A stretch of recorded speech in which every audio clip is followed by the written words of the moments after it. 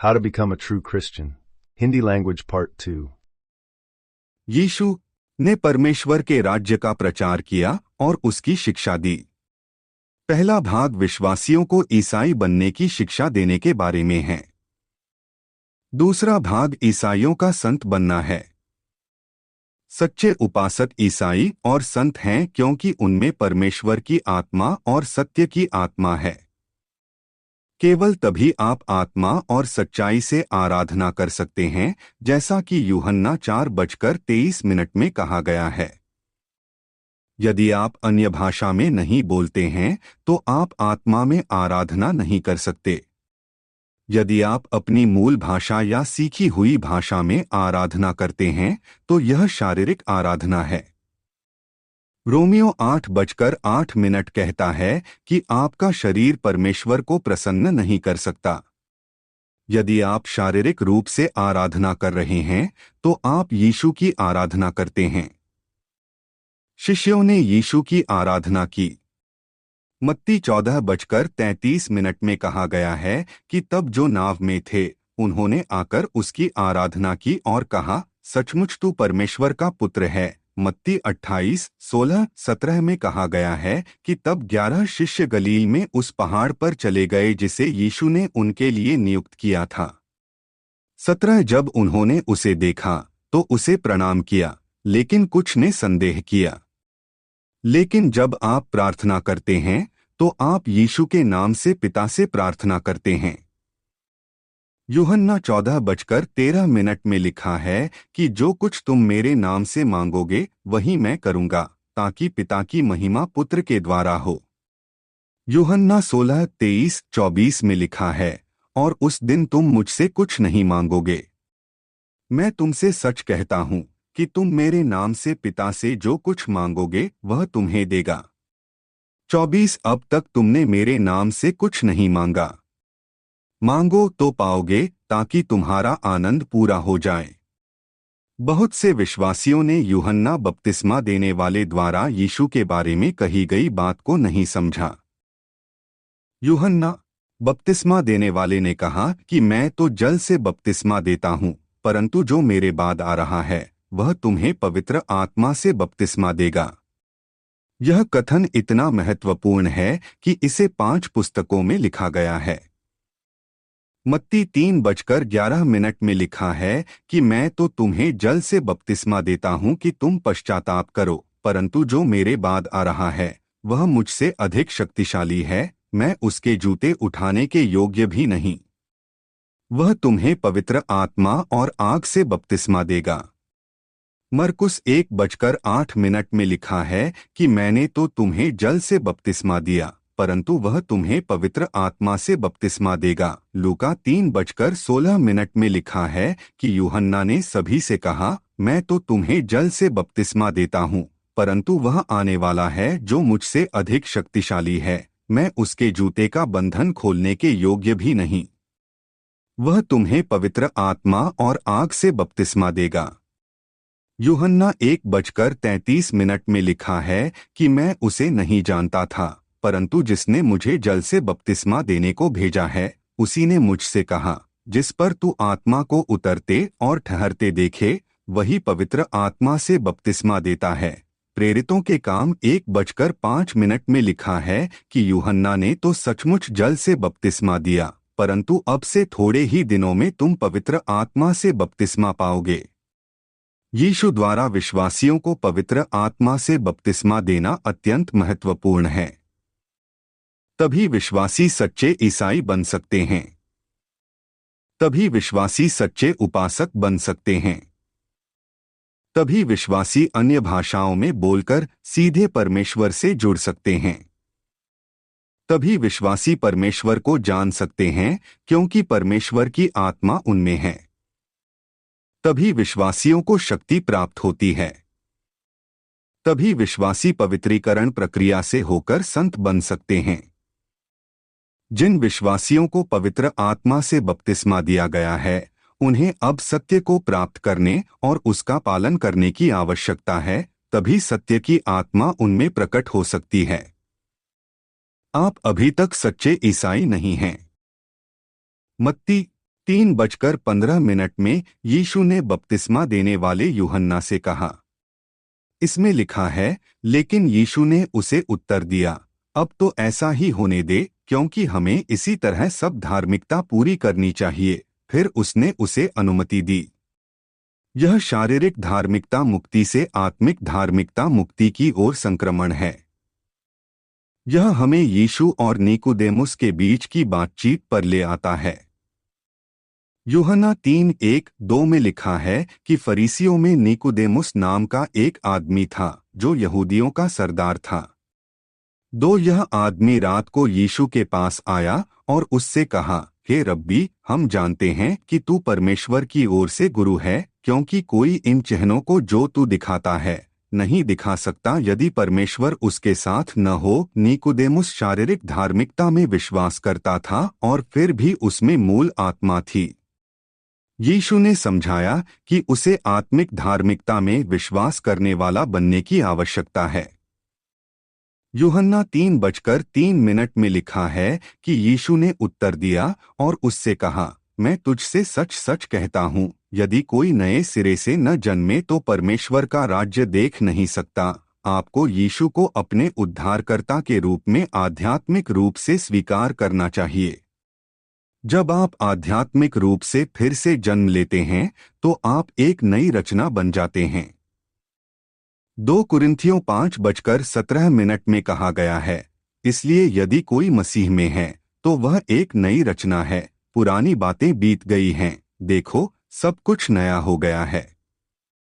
आपकी मूल आत्मा यीशु की आत्मा, मसीह की आत्मा में डूबी हुई है। मसीह की आत्मा जीवित जल है जो आपकी नई बनाई गई आत्मा को बपतिस्मा देती है। भौतिक जल बपतिस्मा की कोई आवश्यकता नहीं है। परमेश्वर ने आपकी नई बनाई गई आत्मा को बपतिस्मा देने का एक तरीका प्रदान किया है।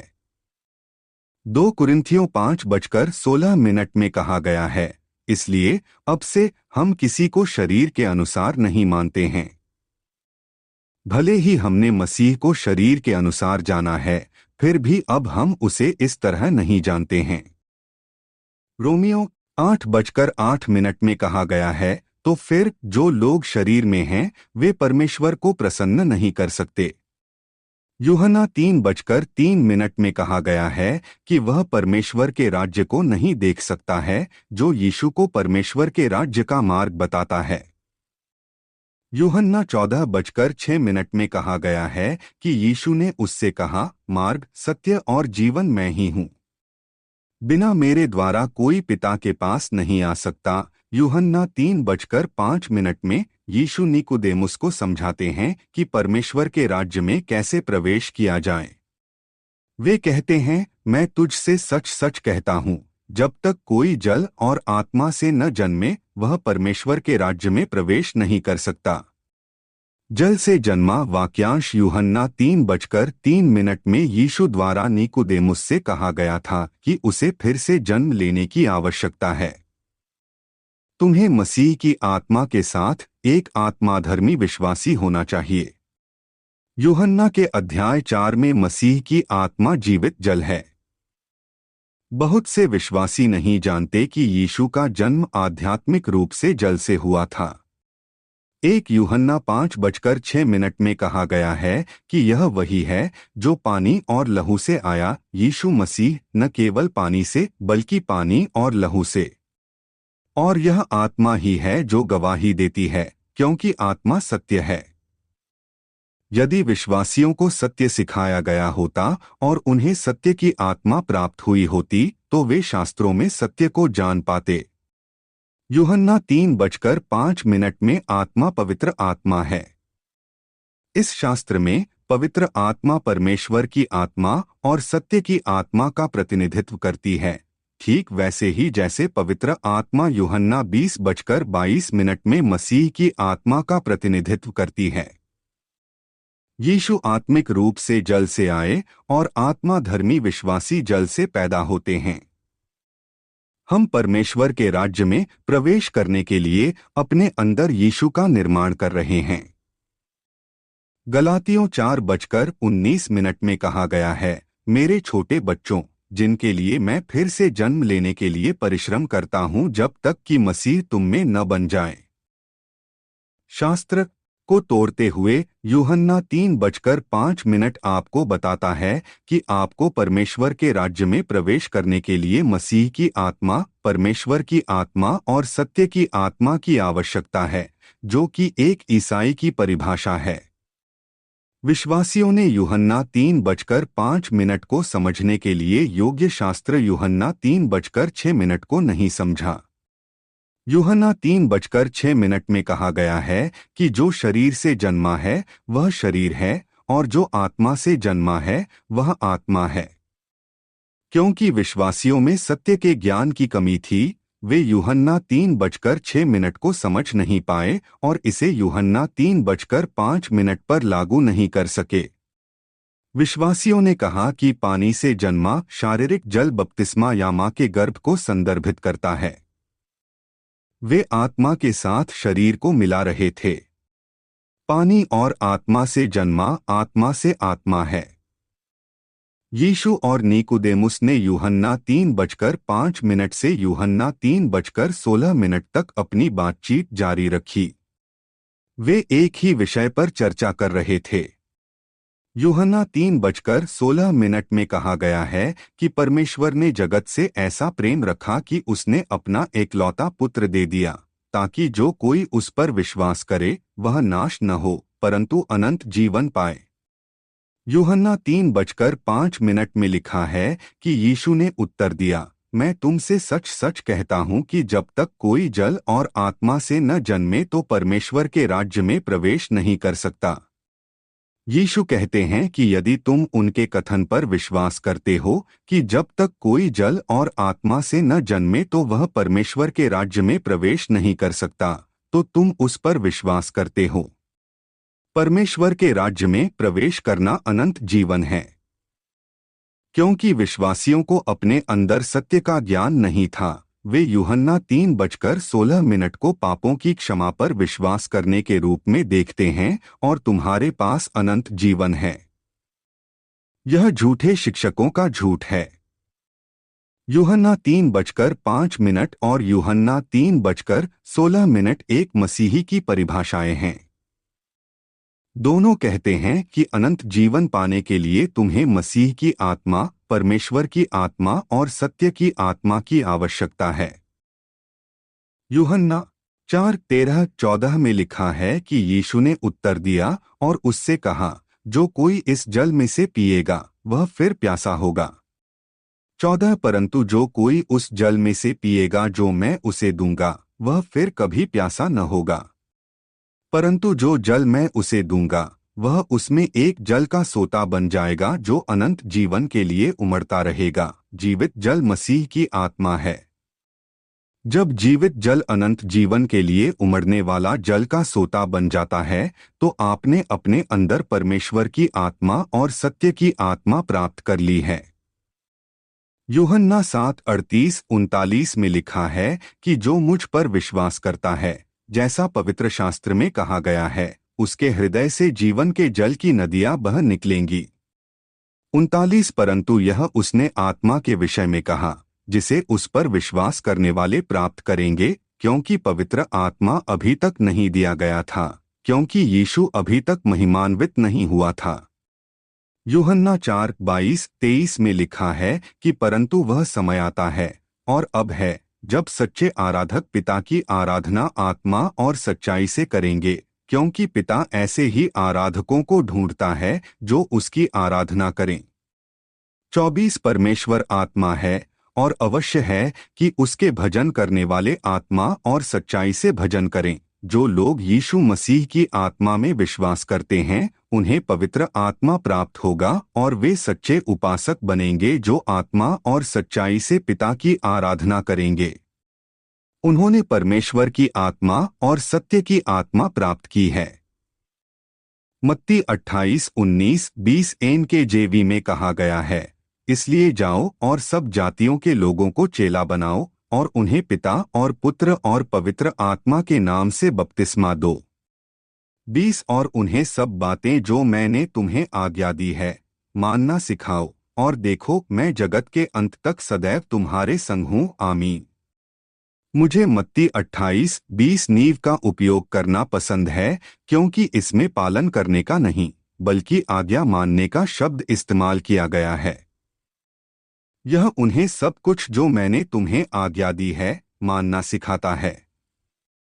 और निश्चय मैं जगत के अंत तक सदैव तुम्हारे संग हूँ। बहुत से लोग आश्चर्य करते हैं कि मुझे मत्ती 28:19 से मसीह की आत्मा, परमेश्वर की आत्मा और सत्य की आत्मा कैसे मिली। विश्वासी अपने अंदर यीशु का निर्माण कर रहे हैं। मैंने देखा कि जब मत्ती 3:16 में यीशु का बपतिस्मा हुआ और परमेश्वर की आत्मा उन पर उतरी। जब आप यीशु को आध्यात्मिक रूप से अपना उद्धारकर्ता स्वीकार करते हैं तो आपको मसीह की आत्मा प्राप्त होती है। यह कहता है कि यूहन्ना 14:6 में यीशु सत्य है। साथ ही यूहन्ना 15:26 में कहा गया है, परंतु जब सहायक आएगा जिसे मैं पिता की ओर से तुम्हारे पास भेजूंगा, अर्थात सत्य का आत्मा जो पिता की ओर से निकलता है, वह मेरी गवाही देगा। इसे स्पष्ट करने के लिए मत्ती 28:19 का अर्थ है कि आध्यात्मिक धार्मिकता वाले विश्वासी को पवित्र आत्मा से बपतिस्मा दिया जाता है। पवित्र आत्मा परमेश्वर की आत्मा और सत्य की आत्मा का प्रशासक है। एक ईसाई के पास मसीह की आत्मा, परमेश्वर की आत्मा और सत्य की आत्मा होती है। साथ ही सत्य का पालन करें। मसीह की आत्मा, परमेश्वर की आत्मा और सत्य की आत्मा सभी में जीवित जल होता है। जब विश्वासियों को पवित्र आत्मा से बपतिस्मा दिया जाता है तो उनका जीवन जल बढ़ जाता है। यूहन्ना 4:14 इसे पानी के झरने के रूप में संदर्भित करता है। यूहन्ना 7:38 इसे संदर्भित करता है कि तुम्हारा हृदय जीवन जल की नदियां बहाएगा। इसलिए आप कह सकते हैं कि परमेश्वर आत्मा युक्त जीवन जल है, क्योंकि यीशु आध्यात्मिक रूप से पानी से पैदा हुआ था। परमेश्वर ने मुझे कई आध्यात्मिक दर्शन होने दिए हैं। मैं अपने कुत्तों को बाहर ले जा रहा था और जैसे ही हम आंगन से बाहर निकले, हमने यार्ड में एक आकृति देखी। मेरे कुत्ते आकृति की ओर भागे और वह गायब हो गई। एक और आकृति दिखाई दी, लेकिन कुत्ते उसे नहीं देख सके। मैंने पानी की एक बाल्टी लेकर हवा में फेंककर आकृति का वर्णन किया और उसने पानी के रूप में चलने वाला एक शरीर बनाया। घुटने के पास एक छोटी गोल रोशनी थी। अब मुझे पता है कि मैंने जीवित जल के साथ एक आत्मा को देखा। मत्ती 28:19 दिखाता है कि परमेश्वर की आत्मा और सत्य की आत्मा अलग अलग काम करती है, लेकिन पवित्र आत्मा उन्हें एक साथ प्रशासित करता है। इसलिए यह स्वचालित नहीं है कि आपके पास सत्य की आत्मा है जो हमें आज की स्थिति में लाता है। विश्वासियों के पास मसीह की आत्मा और परमेश्वर की आत्मा है, लेकिन प्रारंभिक चर्च में जो हुआ उसके कारण उनमें सत्य की आत्मा की अभिव्यक्ति नहीं है। जब तक आपके पास सत्य की आत्मा नहीं है, तब तक आप ईसाई नहीं हैं। मार्क 16:15-18 में कहा गया है, और उसने उनसे कहा, सारे जगत में जाकर सारी सृष्टि को सुसमाचार प्रचार करो। 16 जो विश्वास करेगा और बपतिस्मा लेगा वह बच जाएगा, लेकिन जो विश्वास नहीं करेगा वह दोषी ठहराया जाएगा। 17 और जो विश्वास करेंगे उनमें ये चिन्ह होंगे, वे मेरे नाम से दुष्टात्माओं को निकालेंगे, वे नई नई भाषा बोलेंगे, 18 वे सांपों को उठा लेंगे, और यदि वे कोई घातक वस्तु भी पी जाएं तो भी उन्हें कुछ हानि न होगी, वे बीमारों पर हाथ रखेंगे और वे चंगे हो जाएंगे। मार्क 16:15-18 का विश्लेषण।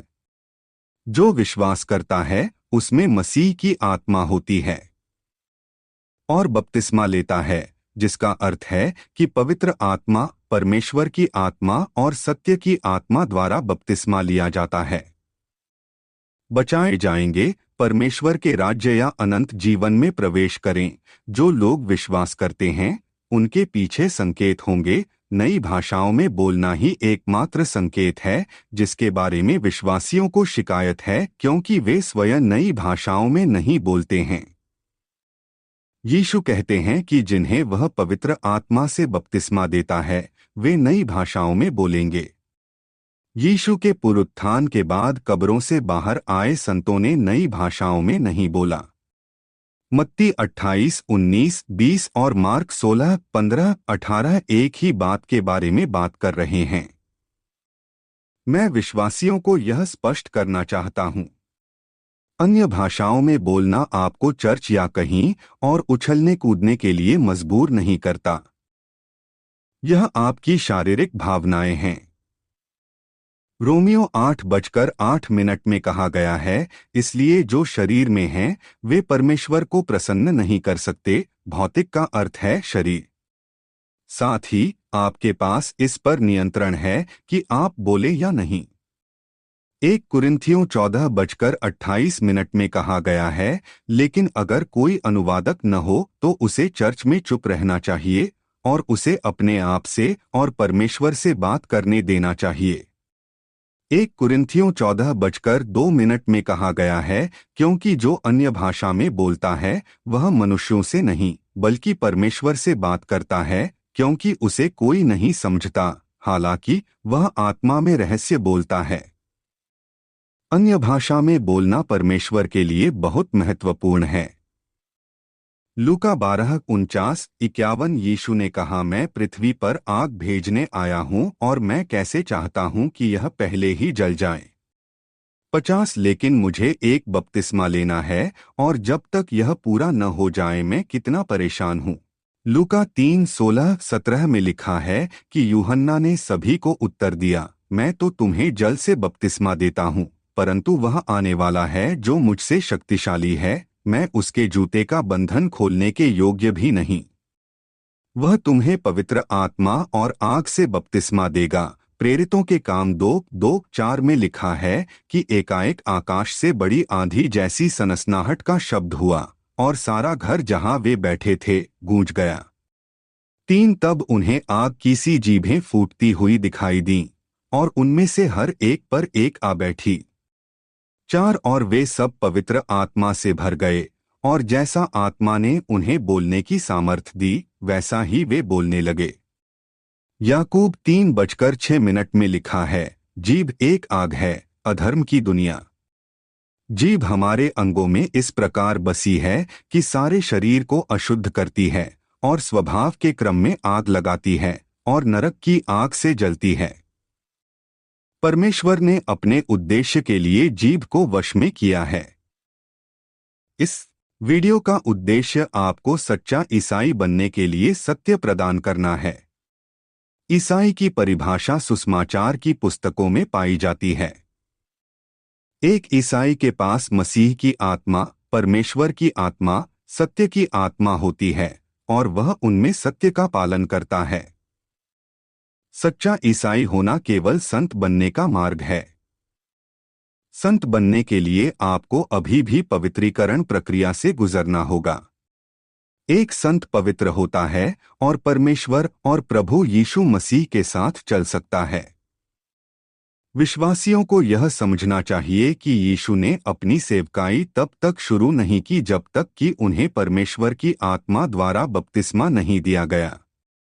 मत्ती 3:16 यीशु मसीह है और वह सत्य है। यूहन्ना 14:6 उसे शिष्यों की तरह मसीह की आत्मा या सत्य की आत्मा की आवश्यकता नहीं थी। शिष्यों ने तब तक अपनी सेवकाई शुरू नहीं की जब तक कि उन्हें पवित्र आत्मा से बपतिस्मा नहीं दिया गया। प्रेरितों 2:4 उन्हें परमेश्वर की आत्मा और सत्य की आत्मा प्राप्त हुई। विश्वासियों के रूप में शिष्यों को यीशु ने सत्य सिखाया। शिष्यों ने सत्य की आत्मा प्राप्त करने की आवश्यकता को पूरा किया और फिर वे परमेश्वर के राज्य का प्रचार और शिक्षा दे सकते थे।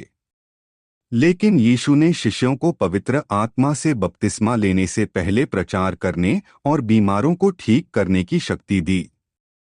लूका 9:1-2 में कहा गया है, फिर उसने अपने 12 शिष्यों को एक साथ बुलाया और उन्हें सभी दुष्टात्माओं पर अधिकार और शक्ति दी और बीमारियों को ठीक करने के लिए। 2 उसने उन्हें परमेश्वर के राज्य का प्रचार करने और बीमारों को ठीक करने के लिए भेजा। यह शक्ति स्थायी नहीं थी। क्या आप समझ रहे हैं कि मैं क्या कह रहा हूं? सत्य की आत्मा प्राप्त करने से पहले आपको सत्य सिखाया जाना चाहिए।